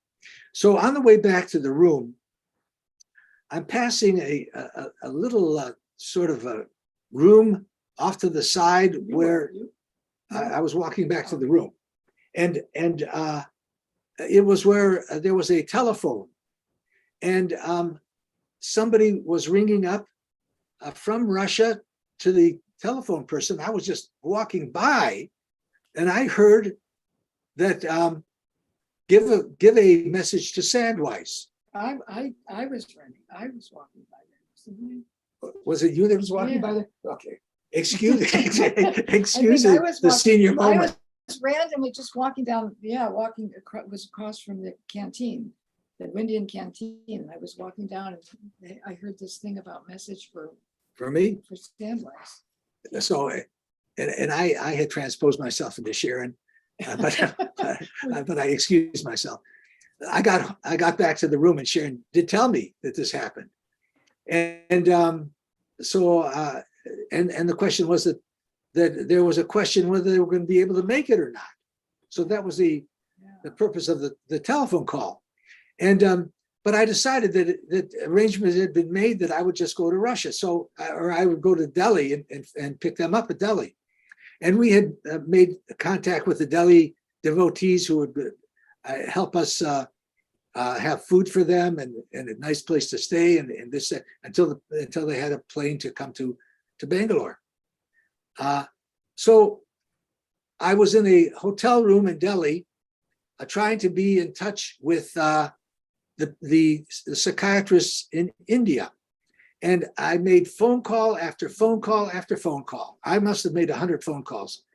And I would just get the operator and they say, we can't make connection. And I said, are you sure? He says, yes, well, I'm sure. And then I would say, can you be any surer than sure? Because I was getting a little cuckoo. And they said, please don't bother us. Hung up. And I called over and over, and every once in a while I would get the psychiatrist that said, we don't know if we can get a visa or not. We'll let you know. It went on until late into the evening, and I was to come back the next day. And finally I got a call, they couldn't come, and I was really drained. I had been with Swami one time when I was asking for illuminated mind, and Swami says, get your daughters married. And then he said, everything's coming out of you, Sandweiss. And when everything comes out, and he took my pocket and my shirt, he pulled it out. He says, I'll jump in when everything comes out. So I felt that he was really draining me. And I was so weakened. I went to the airport the next day, and then they told me that I had to confirm the day before. And so there was no room for me. And I couldn't fight anymore. I just sat in a chair. And then somebody came up and said, no, we do have a chair for you, a seat for you. So I went back to Prashanti. But you missed Guru Purnima. It was after. Was it after Guru Purnima? And I was taken care of by the family. They fed me mashed potatoes. They fanned me. They were very, very sweet to me. And the next day, Swami had us in. Are you still there? Are you still there? Are you following me? I'm listening. I'm right here. Okay, good. You're not able to see me? Okay. One little fact though, that during Guru Purnima, we felt terrible because dad wasn't there. You know, he wanted to be there with the Russians, of course. And then we saw Baba walk over to Michael Goldstein and talk to him. We learned afterward that he was asking, where's Sandweiss? Yeah. Where's So Sandweiss?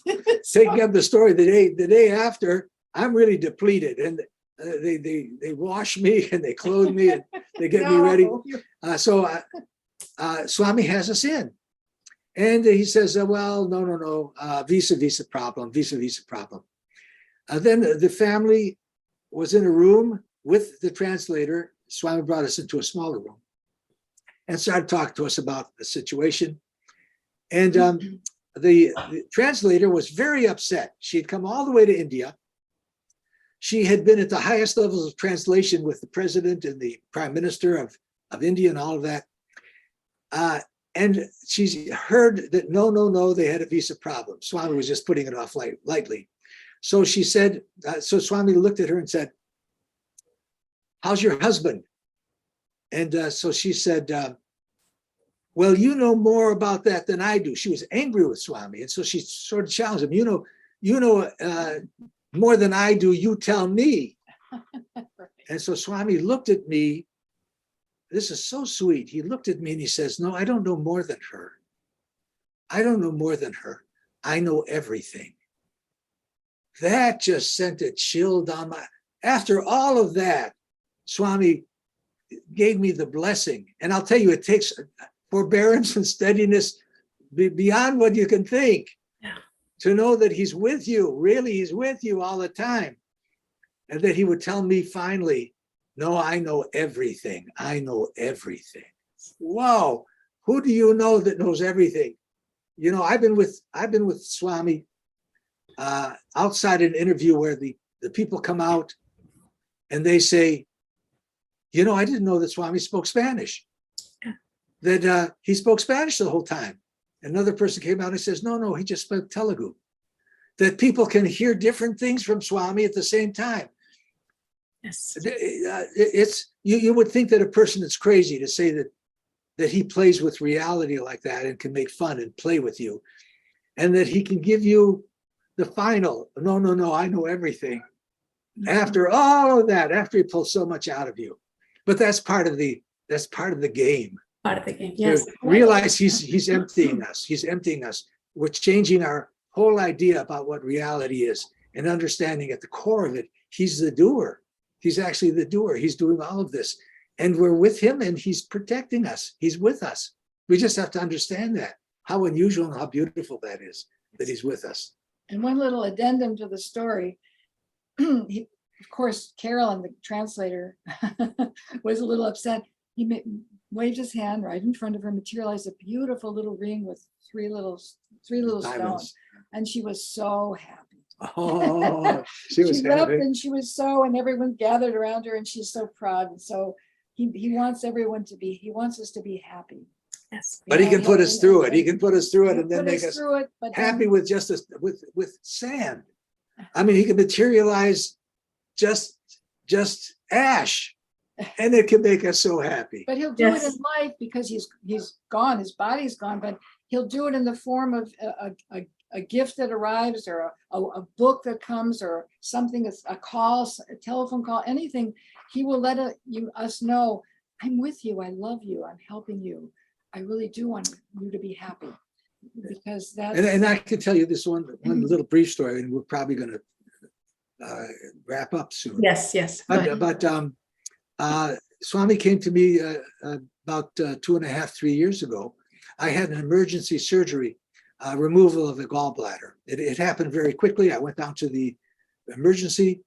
They said, no, you've got this, and we'll have to take it out. And before I knew it, I was on the operating table. So afterward, I was very, very weakened. And yet I was very much involved with the production of things at the center. I was in charge of gathering the singing group, the list of singers, and I was in charge of the PA system and was very active with the study group and etc. And so I wondered if I was going to be able to make it. I would give it my best to try to make it, even though I just had surgery. And so, and all of us have to realize that we just have to be there. He'll do it. He'll do it, and we just have to be there. So I was there, and I received the best bhajan singer gave me a bhajan that he was going to sing. It was going to be the last bhajan, and I thought it was unusual. It was Satya Sai, Shirdi Sai, Humko Dijo, and because he'd never sung it before, and I came down to the bhajan, and I was able to go through it and work the PA system and have the list and everything.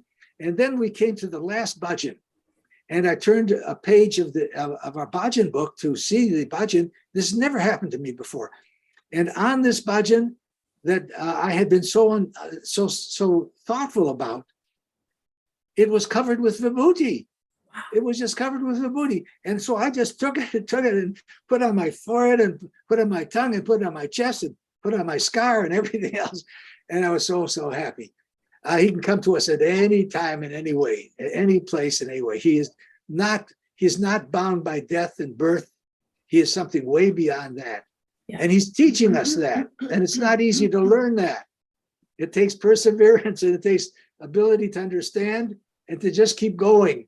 Yes. Whatever we think. And the bottom line is yama niyama, to be a good person and satya dharma shanti prema himsa, to learn these and to practice them the best we can. And then he teaches us the next level, how to do the asanas and control emotion and control anger and all of the emotions. And then pranayam, the use of breath control and bringing the attention inward, and all of the more subtle aspects of first relating with good being a good person, upholding dharma, and then all the other subtleties that bring us into contemplation, meditation, and samadhi with him. Such an extraordinary path that we have with this. We once asked Baba, when you're with him, you see how much he was helping everyone. We said, Swami, can we help you? And he said, no, you help him and he helps you and I help everyone. And then I said, oh, Swami, we love you so much. And he said, I love you more. He loves us more than we can, even when we're suffering, we don't understand that mystery of suffering, pain, but he loves us through all of that. We just have to keep that in mind, that we are all loved more than we can even imagine. Yes. I know we do have to wrap up, but I have just two questions that I think I would like to hear from you. One is, Swami doesn't do anything just for the sake of doing it, right? Everything has meaning behind it, whether we understand it or not, or we are given the opportunity to learn it or not. So, I just wanted to just talk about this lion on the stage. I think you said in one of your talks that Swami put why he started putting lions on the stage. Can you just kind of share that? Because I think that's an important lesson for all of us. Oh, yeah.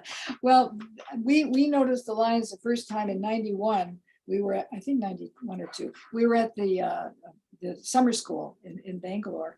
And Baba had lions on the stage, and all of a sudden he was speaking to the students, and then he stopped abruptly and then looked at the lions and he said, "You see, you think these are mere decoration." He said, "No, these represent you. You are this lion. You are strong. You are spirited. You have to be bold and brave and confident and know your true identity. Know who you are and express your identity." And so he was using the lion as a symbol. And you mentioned that you have used lions. Is that? Yeah, for the first time in our retreat this May, we actually had lions on the stage. And so it was quite nice to hear that is there as a symbolic, as well as beauty, of courage and faith and trusting and knowing who we truly are. That's just so beautiful. And then only Swami can bring those kind of messages out for us. Because he wants us to be brave, because he once said to our daughters, about our daughters, they weren't in the room at that. He said they have soft hearts, sometimes too soft, meaning we have to have this, be brave and courageous and speak up when it's necessary and be bold. This is, some people think we should retreat. No, he's saying, go for it. And that comes with the faith that Swami is the doer, right? He's there, right there with us, supporting us and doing it through us. And that knowledge actually would give us the courage to go forward. And I love what Brother Sam, you mentioned, just show up, he will do it. Right. And I think that's an awesome motto for us to live by. Just show up. I mean, don't question, don't think, just show up. Opportunity comes, just show up. And he will do it, and have the courage and the faith that he will do it. Especially at this time. I just want to mention one more thing. These are very unusual times when the whole world is struggling with the pandemic, and when there's so much upheaval and struggle because of food and because of migration and climate change and so many things. And even in our Sai organization, we don't talk about it very much, but we should talk about it a little bit, because Swami it's one of the great enigmas of Swami. Here he has somebody act like he. Madhu is an example of that, and he has split the organization in some way, so that there's a global council and there's an Indian organization, and sometimes we shouldn't talk about that. But Swami is doing all of this. Why? Because in these messages it says he's just teaching us. This is teaching, and we have to act according to our dharma, according to upholding dharma in a way that we understand, because we're all different. Some of us are from a Brahmin past, some of us are from the warrior past, some of us are from business past, some of us are lower caste past. Who knows who we are and what past we've had? But we all have to act accordingly and take up, standing up for Dharma, especially in this day and age. There's so much upheaval, and realize it's up to him. He's playing, actually he's doing right now. He's a doer of the whole world. All we have to do is hold on and do what is in our heart, but be clear, because Swami is leading us to to be in touch with what is in our heart and how should we react. Should we be bold? Should we fall back and be passive? What should we do? And I know many times I've been with Swami where this question is, should I leap at his feet or should I stay back? Because he wants you to know just what is the perfect, the perfect balance. He wants that perfect balance for all of us, and he makes us go shift this way and that way until we find our own balance. Exactly. Should I be too aggressive or should I be too passive, or does he want me to be a lion at this particular time? It depends, yes. And we have to make that decision ourselves. It helps our buddhi, our discernment, our capability of understanding what is reality and what is our position.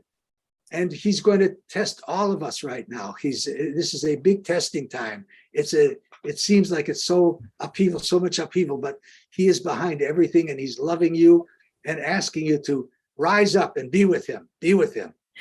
Sister Sharon, I have one question for you. So I'm hoping this is what we will end with, but we have many new devotees. We have devotees who have come to Swami after he has left his physical form. We have devotees who have known Swami during his physical form, but we could do with a reminder as to how to live an exemplary life. Right. And Swami in his physical form was an example of that. So thinking of Swami as a human being, living a human life, right? And I have read in the book also that, that he comes across extremely confident. When he walks so gracefully and fluid, right? He's always smiling. He's always radiant. He's very gentle. He's very compassionate. He's a giver. He gives saris, food. It gives him joy to give, to make his devotees happy, right? So he's just a giver. And then one of the statements you mentioned sometime is that one of the biggest miracle of all is that Swami is an example of pure selflessness. Only motivation is to give, teach, and love. So how can we, it's just as a reminder, what can we take on as sadhana to be an exemplary human being so that we make others happy and joyful and make Swami proud? Oh, that's an aspiration for all of us, isn't it? That's a tough question. How can we be that? One of our daughters asked, Swami, how can we be close to you when you're so far away? And he said, talk to me all the time. Give me your pain. For me, for Sam, it's meditation. I have to confess that meditation doesn't come naturally for me. In fact, when he created this Japmala for me in 86, when I finally saw his magnificence, his glory, his beauty, and I felt his divinity, saw his divinity. But he didn't tell me I had to meditate, had to use it to meditate. But I think for me, it's to talk to him, and I think I always did that. And as a novice, as a new devotee, neophyte for so many years, even having the center and raising the kids and talking the talk, your Atma Swarupa, Prema Swarupa, telling our kids that and watching them mature and grow beautifully. Still, I had so many doubts, but I talked to him all the time. Help me with my doubt, help me and remind me. And I think to ask yourself every time there's an action, would Swami like this? Would he do this? Would he approve of this? I think we had a Hal Honig, who was a friend of ours from New York, said he would always ask Swami, would you like this or not? I know Phyllis Crystal said she would go into a corner and meditate and ask Swami, is this the right action? What should I do? And in fact, Sam once asked, are you always acting through us? And he said, no, when your conscience is pure, when your conscience is clean, then you know that I'm speaking through you. So he trusts that we have this goodness, this thing that we want to be like him. We want to follow his example. But I think read something that he says, that just a little something, a quote. His words are so precious and so powerful, and sometimes they're so down to earth and so simple, and you just think about them and try to bring it into just one little thought and try to bring that practice into your life. but then continue to talk to him and ask for his help. If you're having an argument with your child, you don't want to fight with your kids. As he said, you have to talk with them, but how do you deal with a difficult child? Well, so you have to use your buddhi, you have to ask him for your help, you have to look at your own behavior, and then try to, in every single decision and action of our lives, we have to just be constantly being introspective and saying, is this correct? Is this right? And then be kind and loving. God is not punitive. He's not punishing. He's not, even though he would playfully tell me things. Oh, I've had so many experiences when he said, how is your wife? Because I had been very jealous and not very nice to Sam when he'd given attention to him. I mean, but he's always playful about it. So using his example and reading his words, just a few, you don't have to force yourself, knowing that your kids will rebel sometimes, and allow them. Don't force, be the source. Set the example. So they don't want to go to Balvikas. We'll let them have a day off when they can go do something, being gentle with our kids, with ourselves, with our lives, and loving ourselves. I think we just have to know that we are, he says we're one. I'm gone, but so are you. That's a very hard one. Because that's a beautiful, beautiful way of ending today's session. Can I just say one story which I think is helpful as an ending too? This happened with our daughters. One time we were together as a family, and Swami came up to me and whispered something to me, which I couldn't understand. And he did it in Telugu, which I didn't understand. So he's very funny that way. And he moved on. And so the person next to me said, you know what he said? And I said, no. He said, he'll see you tomorrow morning. So I was real excited, told the family. They got all dressed up in their best saris the next morning. And we all came down, and Swami didn't see us. So we were very, very upset. Most people were upset. And then the next day, I said, well, maybe Swami will see us today. And they said, no, we've had enough. We're going to go see Gita, because they wanted to go see Sai Gita and feed banana. They would sing to Gita, and his ears would flap. And at the time when you could be with him, and they would feed him little sweet something, and he would. So that was what they did. Sai Gita, Swami, the elephant. Yes. So they got dressed up in their Punjabis, and there was a big safety pin. Safety pin that was holding it together here and there. And so we got down to the darshan area, and we heard that Swami would see us. So we had to send word out to the girls, and they came running back. And so then we were in the interview with Swami. So Swami started this way. What do you want to ask? What do you want to ask? And one girl said, Swami, we love you so much. We love you so much. And Swami said, well, I love you. But why is it that Swami says that he's going to see you, and then you say, oh, he's not going to see me? And too much then doubt. You're doubting, and you're doubting. No. You have to have strong faith, strong faith.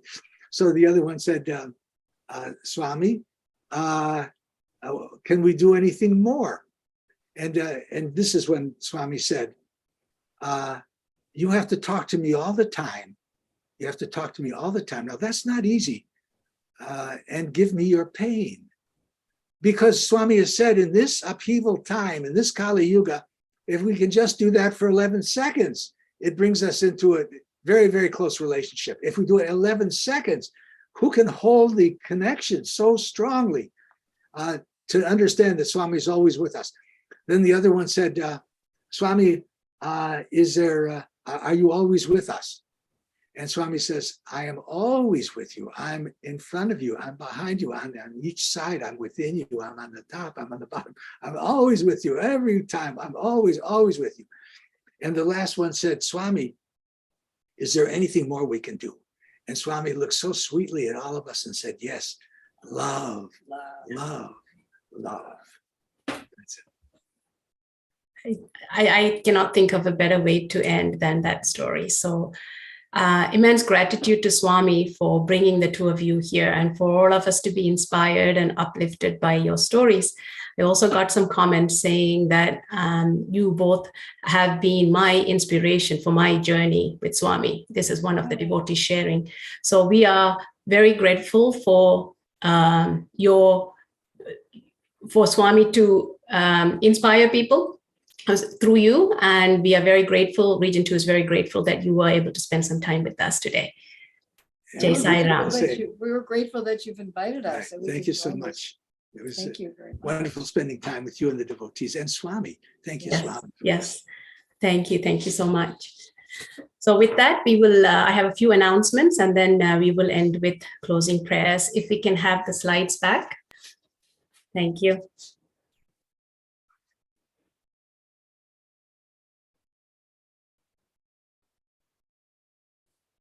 Okay, so we have two announcements from Region 2. So on Thursdays, every Thursday from 9 p.m. to 9:15 p.m. Eastern Time, we have Gayatri chanting for the prayers for peace, love, and harmony. So please dial 701-802-5145, and the access code is 380-9510#. Please join in and chant along with the devotees. The second announcement is not limited to Region 2. It's for everybody across the nation. Sai Cares. Just going to read what it says there because that's powerful as it is. Sai Cares is a free and confidential helpline to assist all of our Sai brothers and sisters in need. They assist many areas of need, including elder care, technology, emotional support, and medical guidance, amongst others. You can visit the website www.saicares.org. You don't need a password anymore. You can just go through via the website, or you can call 857-DIAL-SAI, or you may email help@saicares.org. Now we will move on to Aarti. After Aarti, this slide will come on again if you'd like to have this information for longer. Jai Sai Ram. Thank you all for joining. See you next time. Sai Ram.